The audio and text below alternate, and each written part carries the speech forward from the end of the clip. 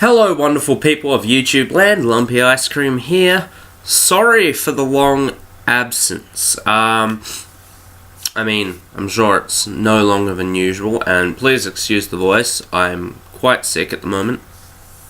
But I just wanted to bring this video to you guys. I know it's extremely late, but I just wanted to give my opinions on Payback. Actually, let me get the thing up while I talk. I probably should have done that before. But, yeah, I just wanted to give my opinions on Payback. And, I was going to shoot a reaction to it, but, I was feeling really crap that day and I just didn't feel up for it. Now, the reason I haven't made this video when I wanted to is my webcam stopped working.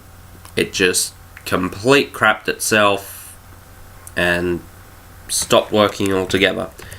I then thought, alright, I'll just use Audacity to record. Nope. Laptop had a complete meltdown. So, and then it just fixed itself. So, typical fashion.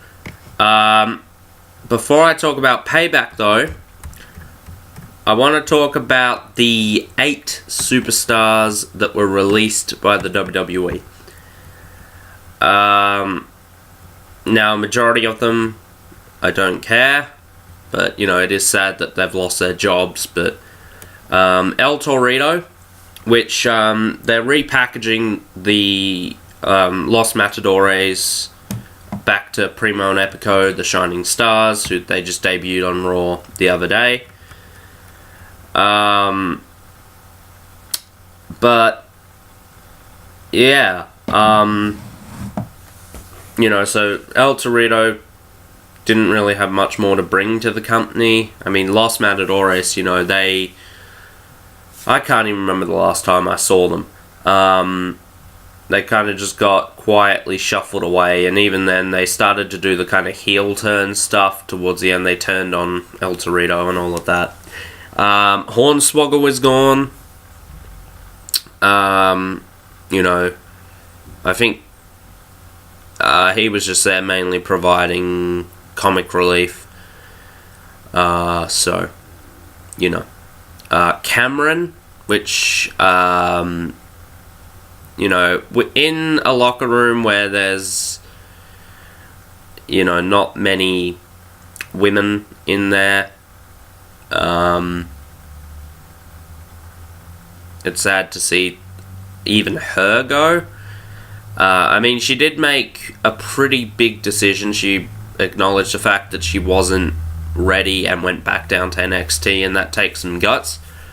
But also, she made one of the biggest mistakes you could make. She tried to pin Naomi when she was on her stomach. I mean, how the fuck do you make that mistake? It's just, what the fuck?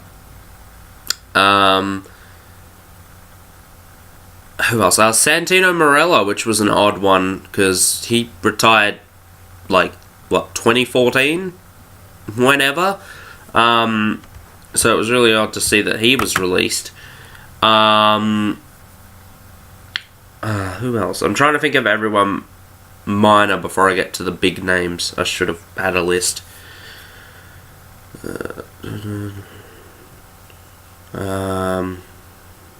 Shit, my mind's just not working today. I apologize, guys. I'm out of it. I could just jump into the big names and try and jog my memory through that, but hold on, guys. I'll just throw a pause in here and get back. Alright, so the other two were, the other two before I get to the major ones. Zeb Coulter, which, he returned at Hell in a Cell with Alberto Del Rio, which I thought was actually a pretty good shock. But, he's kind of had nothing to do for a while. He kind of just, slipped, out. Once the whole kind of Mex America thing fell apart, they just kind of pushed that aside and he was nowhere to be found, so Looks like he might be retiring. Alex Riley, which I'm kind of upset about. I think they could have given Alex Riley a bit more to do in the company. I definitely preferred him to The Miz. I hate The Miz, I'm just saying. But yeah, kind of a shame to see Alex Riley go. And then we get to the two major shocks. Well, not major shocks. One of them, not so much. Wade Barrett, Bad News Barrett, King Barrett, whatever you want to call him. Rumours, well, not really rumours, it was pretty much, everyone knew he was leaving, he was not renewing his contract.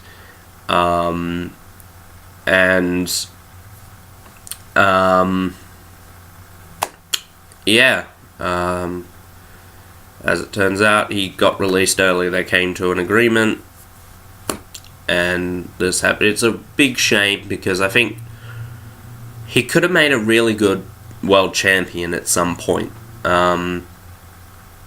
The WWE just dropped the ball with him so hard. A lot of people say it was, he always kept getting injured when they tried to hand him stuff, but I don't even think they ever tried to hand him anything real big. Like, they never did anything. They just put him in matches and, he would get injured. I wouldn't say they were trying to build him at all.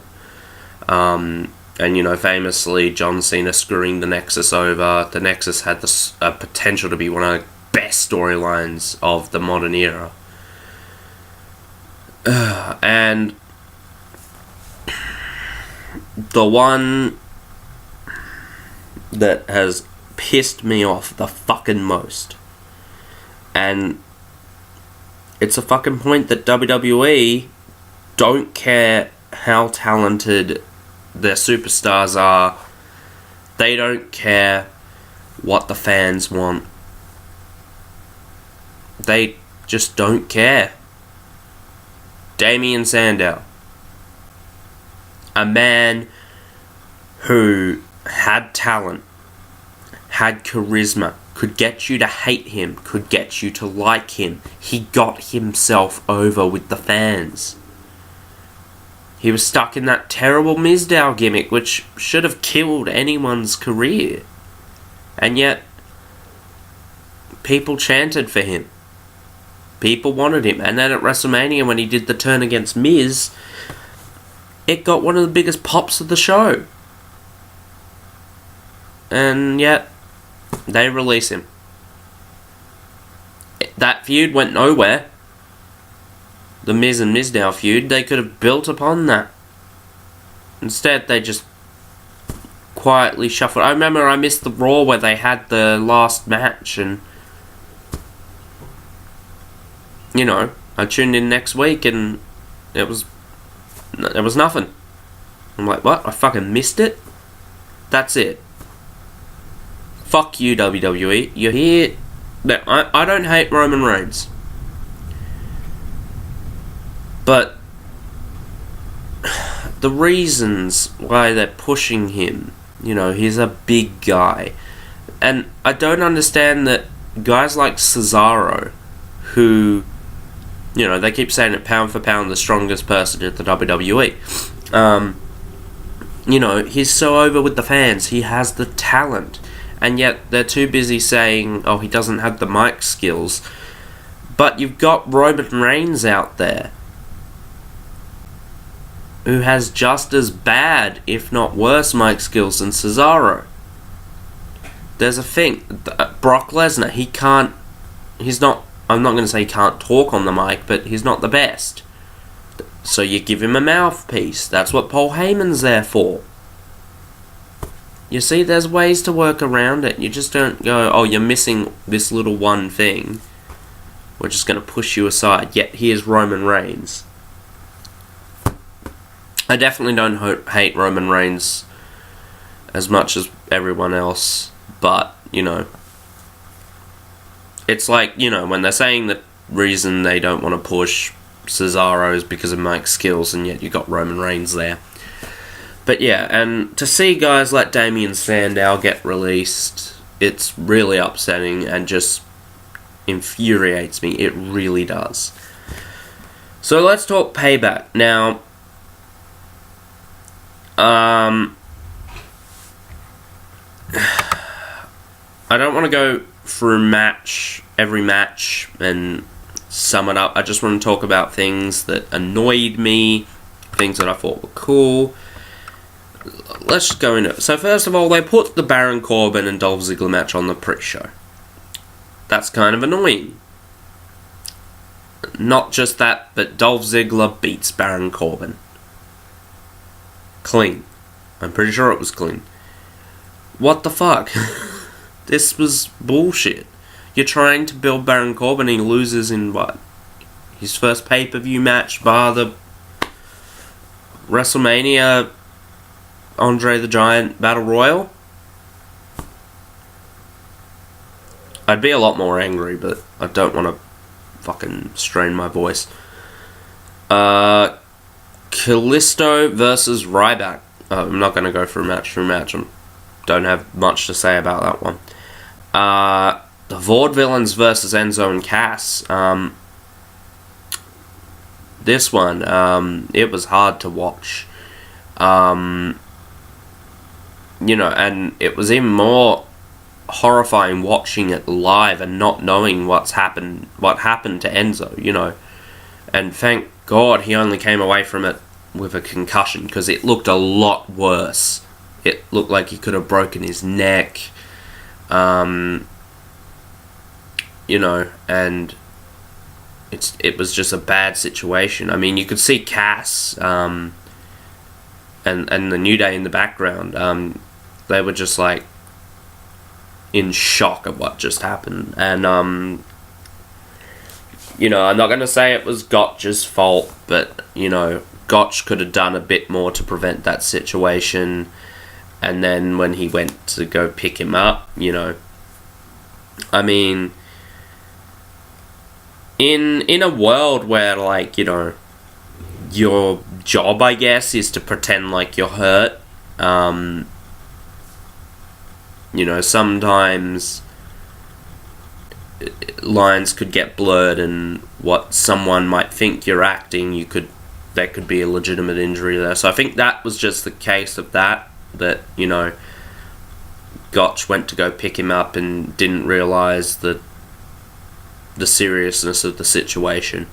But I'm glad he's alright, and apparently the match was originally, the way it was going to end was the Dudley Boys were going to come out and interfere in the match and cost Enzo and Cass the match, which I'd actually thought was going to happen. That's the way I reckon it was going to go down. I might just want to go through and say who I had picked to win, if I can remember. I picked Baron Corbin for the win, so wrong there. I believe I picked Ryback for the win as well, and was wrong there. I picked the Vaudevillains because I, called the ending. The Kevin Owens and Sami Zayn match, one hell of a match.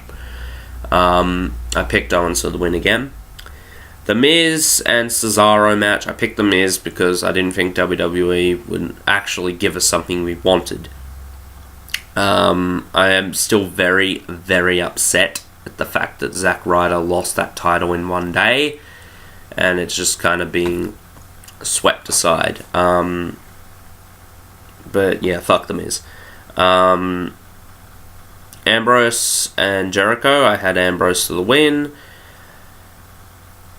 Charlotte and Natalya.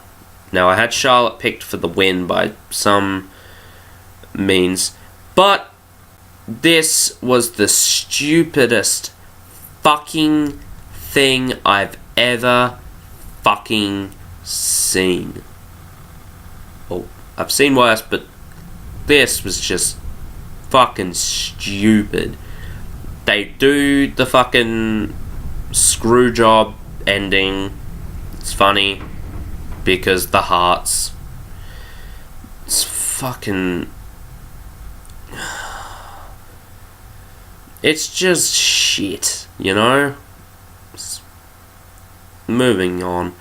And then the Roman Reigns versus AJ Styles match was a pretty good match. I did enjoy that. You know, it ended in the count out, and then Shane came out and said this would be a no count out match. They announced that Shane and Steph were running Raw, which, you know, everyone was thinking it was going to be the brand split. I was hoping for that. And a lot of people were saying, oh, how can they do a brand split when they can't even work with the roster they have? But that's the thing you need to realize. When they split that roster up, that means less guys they have, which means they need to bring those lesser guys and work them up. You see? So if they had done a brand split, Damien Sandow might still have been with the company. You know? You would have got the chance to have those lesser guys that don't always show up, like Jack Swagger and Damien Sandow and Zack Ryder and all of that. They would have had a chance probably to shine on either show. I just think it would be a better show because of it. Like, better product, SmackDown would be better, Raw would be better. I really think WWE should really look at it and think, because, you know, you've got one world championship, which means that you have to have all these guys try and compete for that title. Whereas, you know, if you had two world championships, keep them separate, you would have had, you know, more people competing for the two separate titles. Would have given more people a chance to be champions, and get that limelight, you know? Like, naturally, people are just going to be, you know, people are just going to be bigger stars than others. But you also need to try and see if they can shine in that light. Which, you know, Ryback, I really like Ryback. Like, back when he debuted, that Ryback. He could have been a great WWE champion, and now it looks like maybe he might be the next one out. Or one of. Apparently they're looking to release more people after Extreme Rules, so expect a video. But yeah, the Roman Reigns AJ Styles match was pretty good. I had chose Roman to win. But yeah, so came out, made it a no count out match, and then, you know, Roman got himself disqualified, and no DQ. Steph came out and said, well, you know, to complete that game, we're gonna make this a no DQ match. So, yeah, what did I think of Payback as a whole? I thought it was a pretty decent show. Nothing too special, but nothing, you know, nothing, I'm trying to think of, like, I don't know. Was WrestleMania bad? I still don't know how to feel about WrestleMania. Which, I'll probably just say this. The WrestleMania reaction. I'm currently at a stage where I don't know whether I want to put the time into editing that, and I'm not going to get into heavy details. I'm just going to mention it now. Rob and I are not exactly on talking terms anymore. I don't think we ever will be again. I'm not going to get into the details at all. More so just for the respect of privacy. And I'm not going to go on and say, oh, he did this. I'm not going to shame him like that. But do I want to sit down and edit? I still have a lot of like anger about the whole situation. Do I want to sit down and go through a 5-hour video where I'm seeing his face? You know? I don't think so.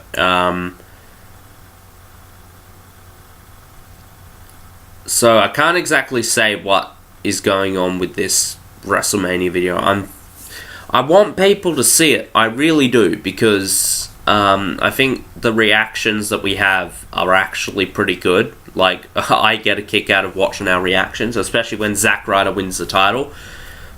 I really do flip my shit. So, like, I kind of want to get that out, and I want people to see it, but at the same time, it's however long after WrestleMania. We're nearly at the second pay-per-view after the show, and, you know, people might not be interested anymore.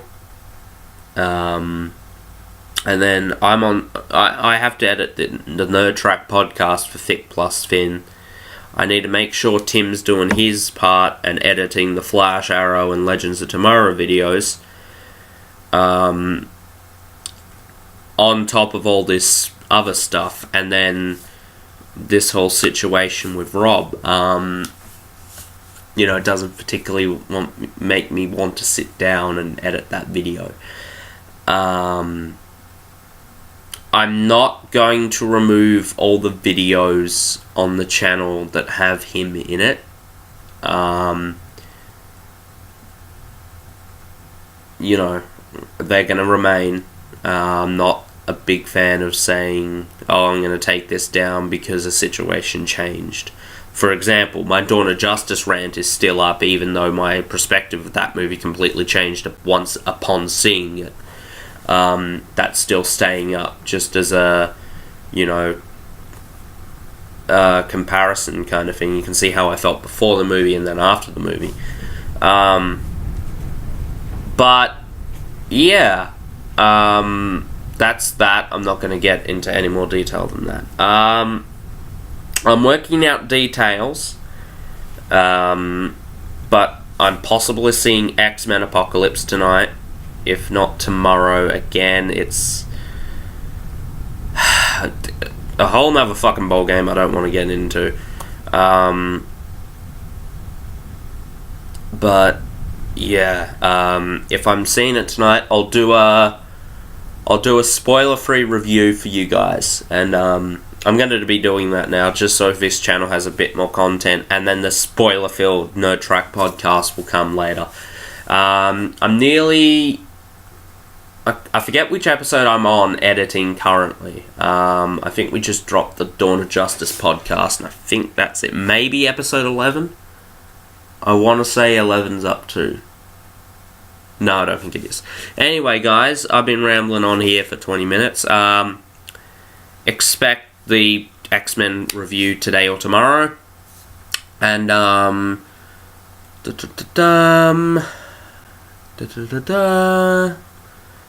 yes, Monday. I'll upload the Extreme Rules reaction video. If I don't do a reaction video, I'll do just a recap video.